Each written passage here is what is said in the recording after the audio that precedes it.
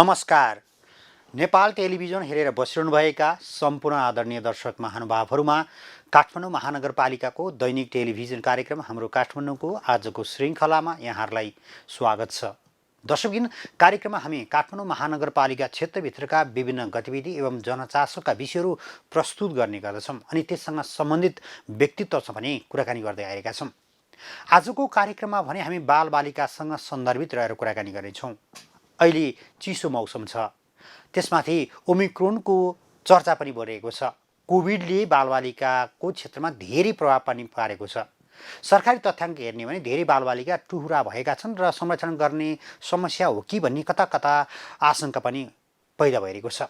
आज हामी यी र यस्तै विषयमा कुराकानी गर्नेछौँ। त्यसका लागि आज हामीसँग हुनुहुन्छ नेपालमा चर्चित व्यक्तित्वका रूपमा चिन्नुहुन्छ बाल अधिकारका क्षेत्रमा, जसले नेपालको बाल अधिकारका क्षेत्रमा एउटा आमूल परिवर्तन गर्नको लागि महत्त्वपूर्ण भूमिका निर्वाह गर्नुभएको थियो, जसका कारण आज हामी हिजो जसरी काठमाडौँ उपत्यका लगायत सहरमा सडक बालबालिकाहरू धेरै देखिन्थे, उहाँहरूकै एउटा अभियानका कारण आज सडक बालबालिकाहरूको सङ्ख्या अत्यन्तै न्यून देख्न सकिन्छ।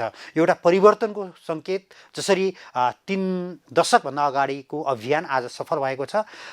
यस्ता धेरै अभियानहरू हामीले निरन्तर गर्ने भने अन्य कुराहरू पनि सफल गर्न सकिन्छ भन्ने एउटा ज्वलन्त उदाहरण पनि हो। यो विषयमा कुराकानी गर्नेछौँ र आज हामीसँग हुनुहुन्छ बाल अधिकार कर्मी गौरी प्रधान। यहाँलाई स्वागत छ। हजुर नमस्कार। निमन्त्रणाको लागि 3 दशक अगाडि हेर्ने हो भने यहाँले जुन बेला बाल अधिकारको कुरा उठाइरहँदाखेरि सडक बालबालिकाहरू सडकमा हुनुहुन्न, घरमै पुनर्स्थापित हुनुपर्छ भनेर अभियान चलाइरहँदाखेरि र आजको अवस्था 3 दशक पछाडि आइपुग्दा यहाँले कस्तो मूल्याङ्कन गर्नु चाहिँ यो अभियानलाई? नेपालमा बाल अधिकार आन्दोलनको जुन तपाईँले 3 दशक अगाडिको परिस्थितिको एउटा समीक्षा या त्यसलाई सम्झाउनु हो, त्यसको तुलना गर्ने हो भने त हाम्रो देशमा बालबालिकाको क्षेत्रमा शिक्षा, स्वास्थ्य, संरक्षण लगायत धेरै क्षेत्रहरूमा आमूल परिवर्तनै त नभनौँ होइन, व्यापक परिवर्तनहरू पक्कै भएका हुन्।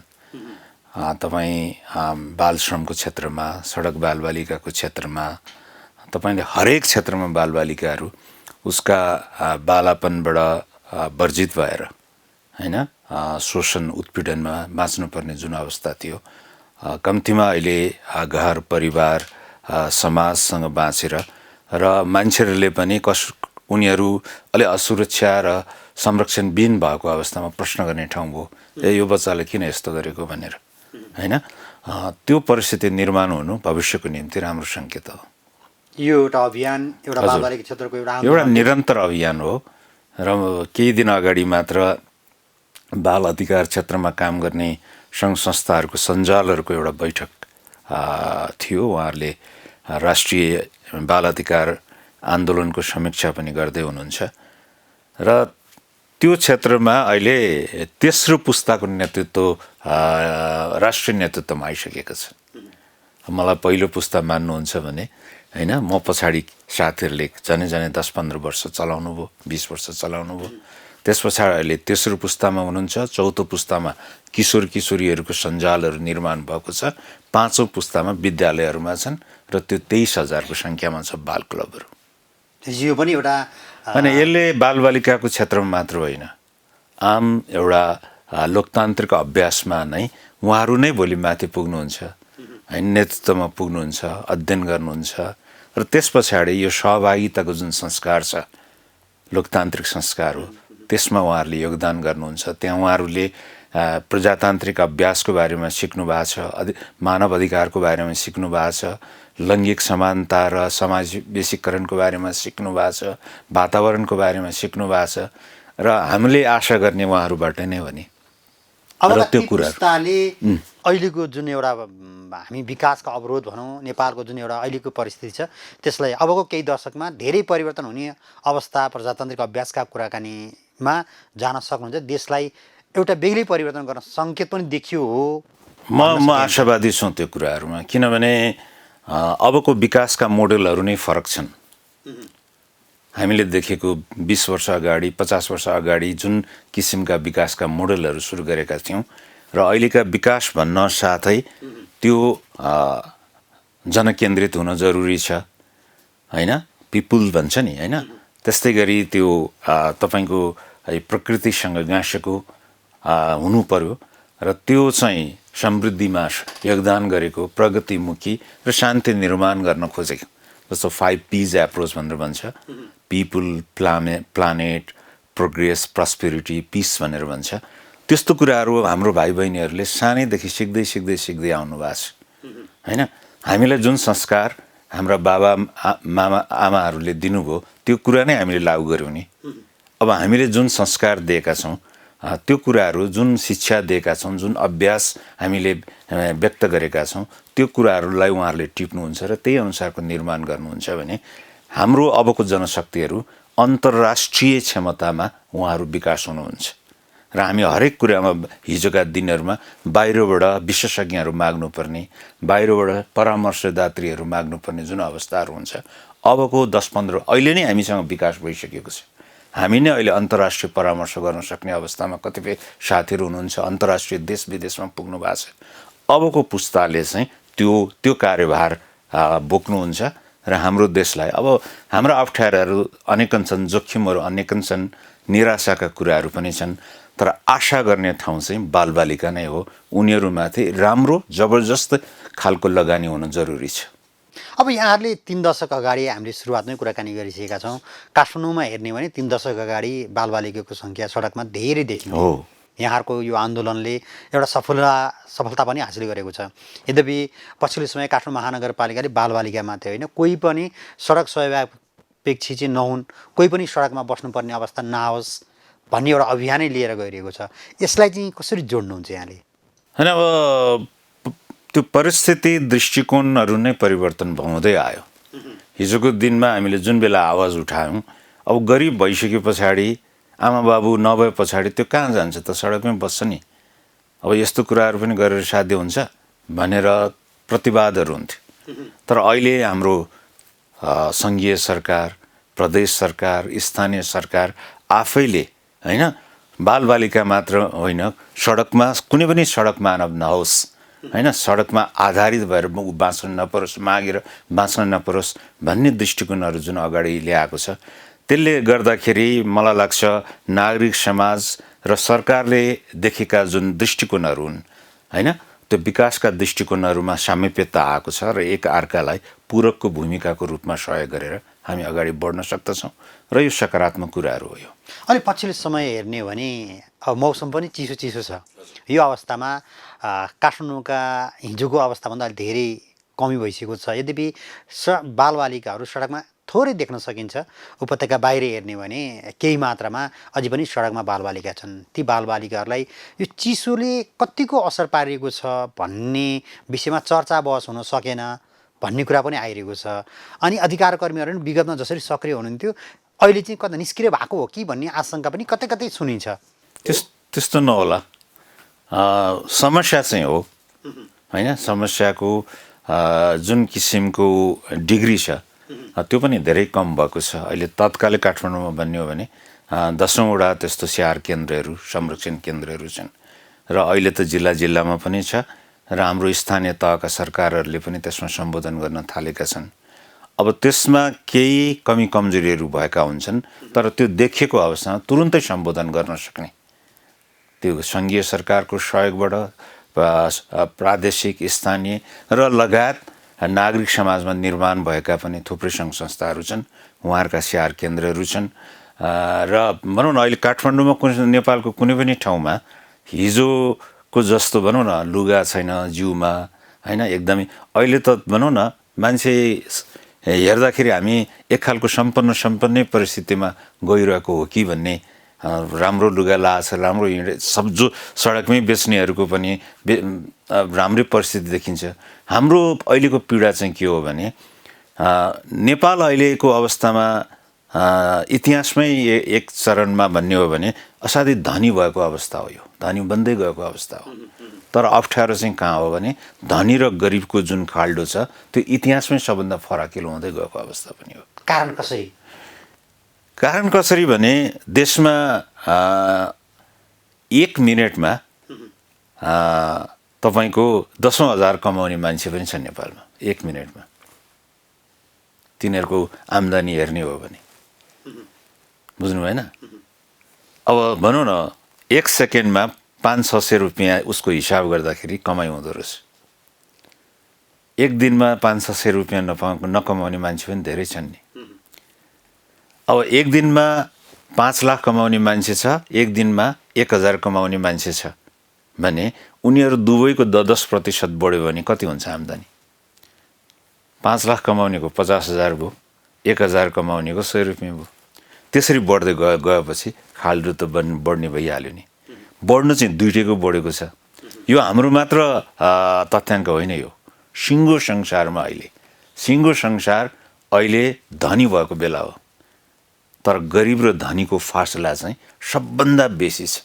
त्यसो भए विगतमा हामी नेपालको परिवेशमा भने नि एउटा अत्यन्त निम्नवर्गीय, मध्यमवर्गीय र एउटा धनाढ्य परिवार, 3 क्याटेगोरीमा हामी मूल्याङ्कन गर्थ्यौँ। आज हामी आइपुग्दा एउटा ठुलो ग्याप हो, धनी र गरिबीको ठुलो खाडल छ। यहाँले भन्नु, तपाईँले हिजोको दिनहरूमा बेसी भन्नुभयो भने लखपति करोडपति भन्नुहुन्थ्यो नि, अहिले अरबपति खरबपति भन्नुपर्ने बेला भइसक्यो नि। त्यही ग्याप त त्यहीँ सुरु भयो नि। यता हजारपति छ, उता अरबपति छ। हजारपति लखपति हुनु 100 गुणाको फरक हो होइन। करोडपति खरबपतिमा कन्भर्ट हुनु होइन। अब धनी मान्छे धनी हुनु नराम्रो कुरो होइन। उसले आफ्नो सही लगानीबाट देशलाई पनि फाइदा हुने, सरकारलाई पनि ट्याक्स तिरेको छ, जनतालाई। अब धनी हुँदाखेरि उसले सामाजिक उत्तरदायित्वको कामहरू पनि गर्नुपर्छ होइन। त्यो नराम्रो कुरा मान्न सकिन्न मान्छे धनी हुनु, तर खराब प्रवृत्तिबाट, खराब कार्यहरूबाट धनी हुनु गलत कुरा हो। तर जुन किसिमको फासला बढ्दैछ त्यो दुःखपूर्ण कुरा हो। भारतमा म एउटा तपाईँलाई उदाहरण दिन्छु। 9 जना मान्छे यस्तो छ, 9 जना धनाढ्य परिवार। त्यो धनाढ्य परिवारको अंश र सम्पूर्ण बाँकी भारतको सम्पत्ति बराबर छ होइन। संसारमा 62 जना मानिसहरू छन्, कम्पनीहरू छन्।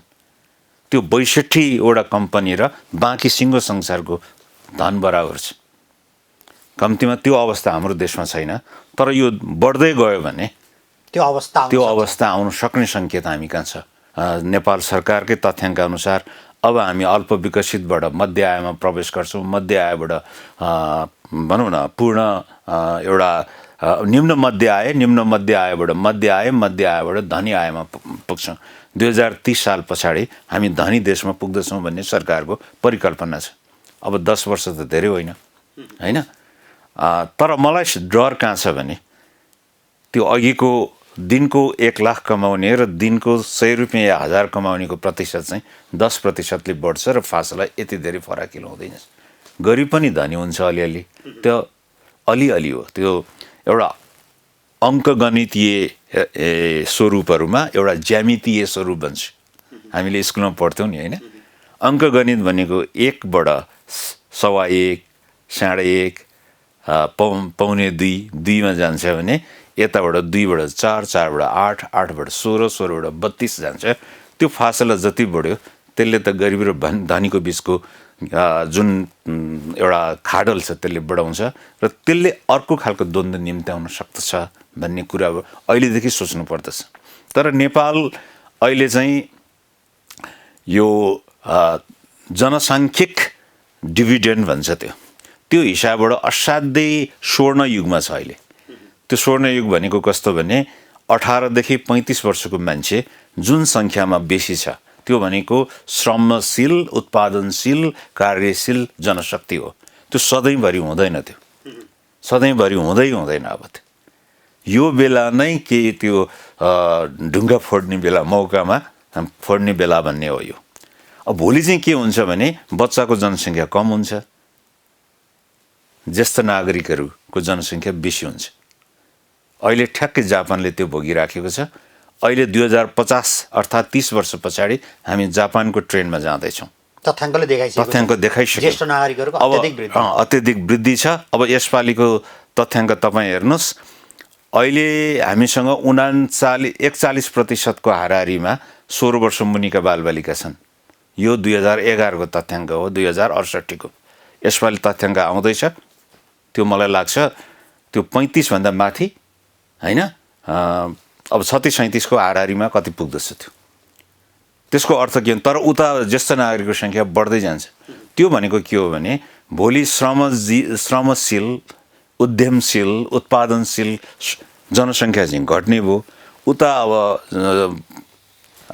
त्यसलाई अब ज्येष्ठ नागरिक हुँदै गइसकेपछि त त्यो क्षमता हुँदैन, अनि त्यसले राष्ट्रको भारहरू मा धेरै वृद्धि ल्याउँदछ। त्यसकारण पनि अहिले बालबालिका, किशोर किशोरी र युवाहरूलाई लगानी गर्ने बेला हो यो। तर नेपालमा अहिलेको अवस्था हेर्ने भने देशको लागि चाहिने श्रम विदेशतिर पलायन भइरहेको छ होइन। उत्पादनको क्षेत्रभन्दा त्यो दुःखको कुरा हो त्यो, किनभने अब देशैमा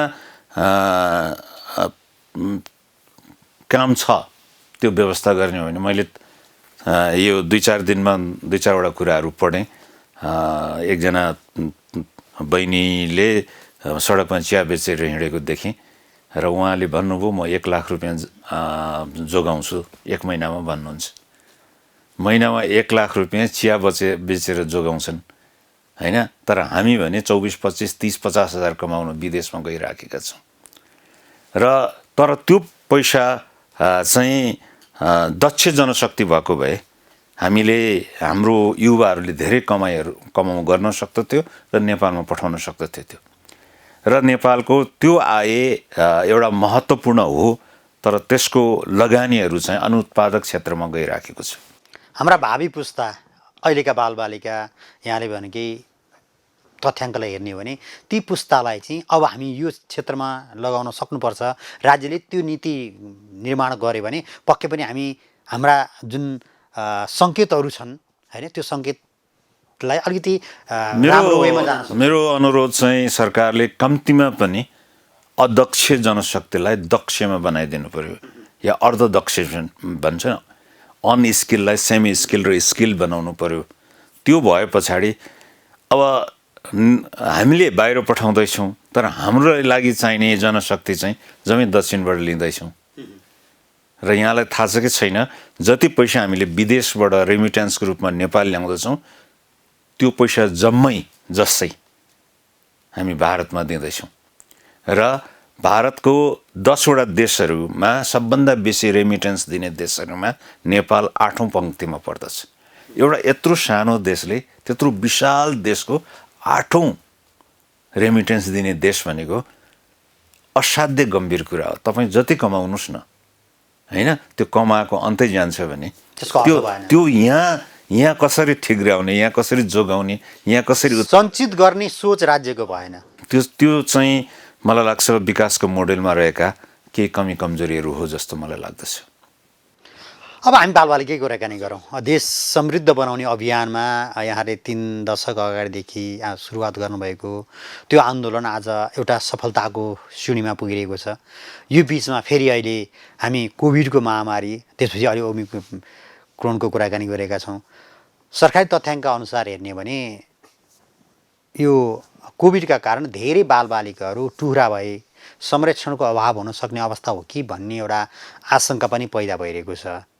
अब यसलाई चाहिँ यहाँले कसरी विश्लेषण गर्नुहुन्छ, त के गर्नुपर्छ स्थानीय सरकार, प्रदेश सरकार र सङ्घ सरकारले? अब यो कोभिड-19 अर्थात् अहिले ओमिक्रोनको जुन नयाँ संस्करण सुरु भएको छ भाइरसको, अब त्यो गम्भीर हो भन्ने कुरा अन्तर्राष्ट्रिय रूपमा WHO, युनिसेफ लगायतका अन्तर्राष्ट्रिय सङ्घ संस्था र नेपालको स्वास्थ्य तथा जनसङ्ख्या मन्त्रालयको सम्बन्धित एउटा सूचना केन्द्रले पनि हामीलाई बताइराखेको छ। अहिलेसम्म अझै हामीहरू एउटा बालबालिकाको सन्दर्भमा भन्ने हो भने एउटा अति गम्भीर अवस्थामा फसिसकेको छैन। 11,000 चान्चुनको मृत्यु भएको छ होइन यतिन्जेल। अब 11,000 चान्चुनको जुन तथ्याङ्क छ, अब त्यसले पक्कै पनि यहाँले भन्नुभयो जस्तो एउटा परिवारविहीन अवस्थामा या अनाथ अवस्थामा उसलाई पुर्याएको हुन पनि सक्दछ र त्यसको निम्ति राज्य सरकारले गम्भीर दृष्टिकोण अपनाउनु पर्दछ र कार्यक्रमहरू ल्याउनु पर्दछ। तर अब यो नेपालले एउटा चाहिँ के विचार गर्नुपर्दछ भने यो खास गरी यो परिवारविहीन बालबालिकाहरूलाई बालगृहहरू खोलेर मात्र समस्या समाधान हुँदैन, उसलाई परिवारभित्र नै पुनर्स्थापित कसरी गर्न सकिन्छ भन्ने दृष्टिकोणहरू अहिले हामीले विकास गरिसकेका छौँ।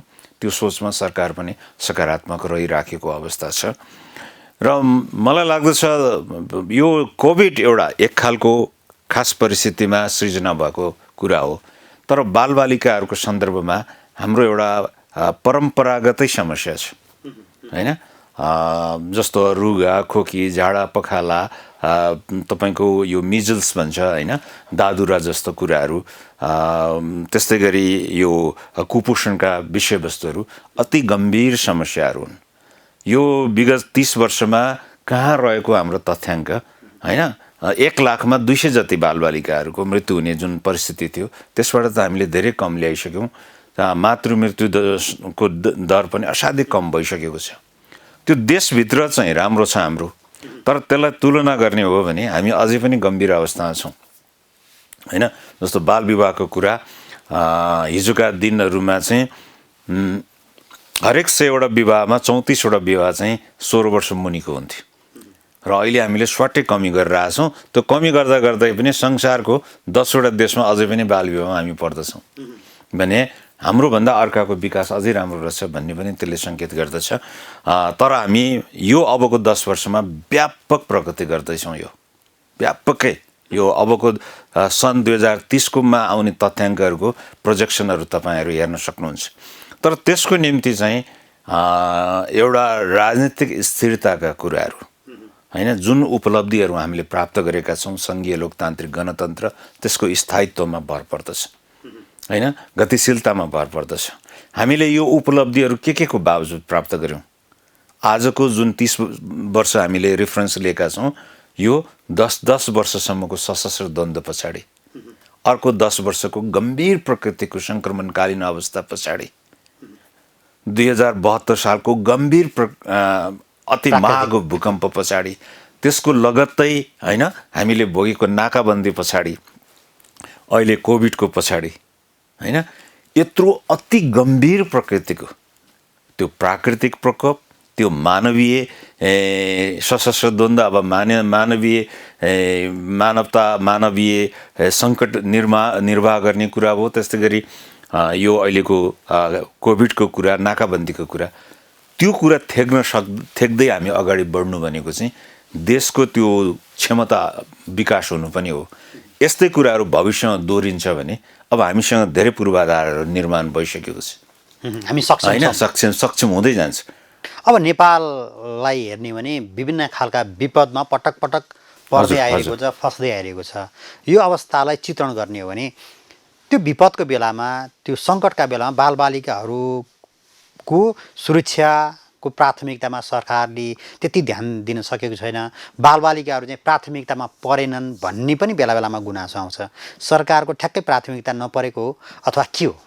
होइन, म त्यति विघ्न प्राथमिकतामा परेन भन्न त चाहन्न, तर सरकारले राष्ट्रिय गौरवको आयोजना बनाउँदाखेरि किन भौतिक कुराहरूमा मात्र जोड दिन्छ मलाई थाहा छैन। त्यो कुराहरू मैले अघि भनेको भौतिक, आर्थिक र सामाजिक 3वटा कुराको सन्तुलन मिलाएर जानुपर्दछ। कुनै पनि कुरा महिला र बालबालिकाको सशक्तिकरण बिना त्यो राष्ट्रिय गौरवको आयोजना हुन सक्छ कसरी? त्यसले महिलाहरूको अधिकारलाई सुनिश्चित गर्दैन, सशक्तिकृत गर्दैन, विकास गर्दैन। त्यो 50%, 51% जनसङ्ख्या छ, बालबालिकाहरू तपाईँको 40% जनसङ्ख्या छ। हरेक कार्यक्रमले त्योसँग गाँसिएको हुन जरुरी छ। सरकारले बनाउने कुनै पनि कार्यक्रम, त्यो भौतिक होस्, त्यो आर्थिक विकास सम्बन्धी होस्, त्यो सामाजिक सशक्त, कुनै पनि कुराहरू त्यो दुईटासँग हैन, त्यहाँभित्र पनि होइन। अब भनौँ न, वर्गीय रूपमा, जातीय रूपमा र शारीरिक रूपमा हैन कमजोर भएका अवस्थाहरू छन्, आर्थिक रूपमा कमजोर भएका छन्। उनीहरूलाई सम्बोधन गर्न प्राथमिकताका कार्यक्रमहरू ल्याउने, परियोजनाहरू ल्याउने कुराहरू एउटा हो। तर एउटा भौतिक कुरा, यो भौतिक पूर्वाधारका विषयवस्तुलाई मात्र हैन एकदमै राष्ट्रिय गौरवको आयोजना बनाउने, त्यो ठिक हो। तर तपाईँले भन्नुपर्दछ त्यो बनिसके पछाडि यति लाख जनसङ्ख्याको आर्थिक उन्नति हुन्छ, उनीहरूका बालबालिकाहरू यति लाखको जनसङ्ख्यामा उनीहरूले शिक्षा प्राप्त गर्दछन् महिलाहरूले यसरी उद्यमी हुन सक्दछन्। त्यो तथ्याङ्क आउनु जरुरी छ। हामी कहाँ आउने चाहिँ अब यहाँदेखि यति किलोमिटर बाटो बन्छ र यसले यस्तो यस्तो भन्ने कुराहरू भयो। त्यो दुईटा कुरा, तीनवटा कुरा चाहिँ सँगसँगै जाने कुरा जबसम्म विकासविदहरूले, योजनाविदहरूले देख्दैन। सामाजिक कार्यक्रम छुट्टै, होइन, आर्थिक कार्यक्रम छुट्टै, भौतिक कार्यक्रम छुट्टै, त्यो गर्दाखेरि त्यो विषयगत हिसाबमा छुट्टै हुन सक्दछ, तर मूल प्रभावीकरणको हिसाबबाट त्यो पूरक हुन जरुरी छ। एकअर्कामा निर्भर गर्ने, एकअर्कामा सहयोग गर्ने हुन जरुरी छ। र त्यो हिसाबबाट तपाईँले जुन प्रश्न गर्नुभएको छ, बालबालिकाको निम्तिको प्राथमिकताको चरणमा प्रवेश गर्ने कुराहरू कमजोर छ, अझै कमजोर छ। मैले अघि दिएको तथ्याङ्क अनुसार त सबभन्दा बेसी लगानी त यहाँ हुनु पर्यो। त्यसलाई लगानी भए पो उसको बाजे बजेलाई, उसको बाबुआमा जस्तो नागरिक हुने बेलामा उसले थाम्न सक्दछ। बाजे बजे बाबुआमा चाहिँ कमजोर हुँदै जाने, शारीरिक रूपमा बिरामी हुने अवस्थामा आउने, ऊ चाहिँ असक्षम या अनस्किल लेबरको रूपमा बाँचिरहने हो भने अनि गरिबीको परिस्थिति त फेरि फरकिलो हुँदै जाने भयो नि। त्यो नल्याउनको निम्ति अहिलेको बालबालिका, अहिलेको किशोर किशोरी र अहिलेको युवाहरूमा लगानी आवश्यकता छ। त्यो उत्पादक क्षेत्रमा लगानी हुनु पर्यो, होइन? अब यहाँको यो छलफलको क्रममा हेर्ने हो भने अहिले जुन एउटा गरिबीको खाडल छ, होइन, हामीले ती जनशक्तिहरू जो स्किलविहीन जनशक्तिहरू उत्पादन बढी गरेको हो कि भन्ने एउटा आशंका पनि भइरहेको छ। यहाँले 3 दशकसम्म गरेको बाल अधिकारको आन्दोलन, सडकमा बालबालिका देख्न नपाउने आज जुन सिर्जना भएको छ, केही वर्षपछि अहिलेकै अवस्थामा हामी बन्दै गयौँ भने फेरि यहाँहरूले 3 दशक अगाडि जुन अभियान लिएर आउनुभएको थियो, फेरि त्यही अवस्था आउन सक्ने हो कि भन्ने सङ्केत, यो गरिबीका कारणले फेरि 20-25 वर्षपछि फेरि बालबालिकाहरू सडकमा देख्न पर्ने अवस्था त होइन? होइन, सामान्यतया त्यो नहुन सक्दछ, सामान्यतया नहुन सक्दछ। तर राज्य सरकारसँग त्यो भावी दृष्टिकोणहरू, त्यो योजना भएन भने त्यो आउँदैन भन्न पनि सकिन्न।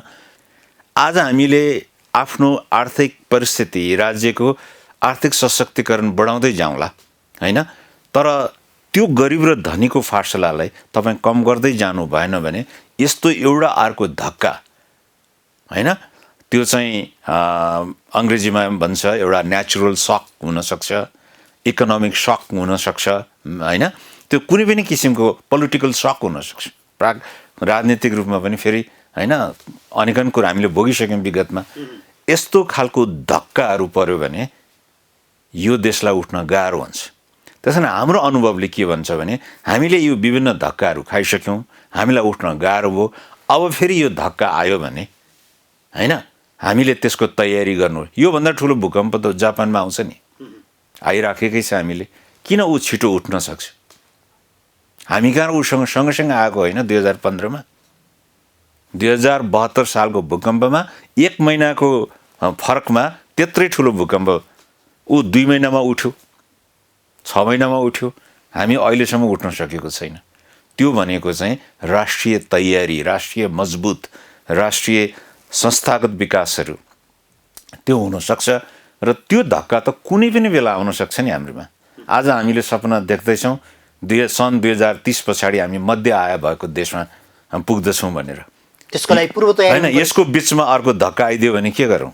उदाहरणको लागि 2022 सालमा यो वर्ष अब हामी अति कम विकसित मुलुकबाट विकासशील मुलुकमा प्रवेश गर्ने राज्यले घोषणा गरेको थियो यो वर्ष।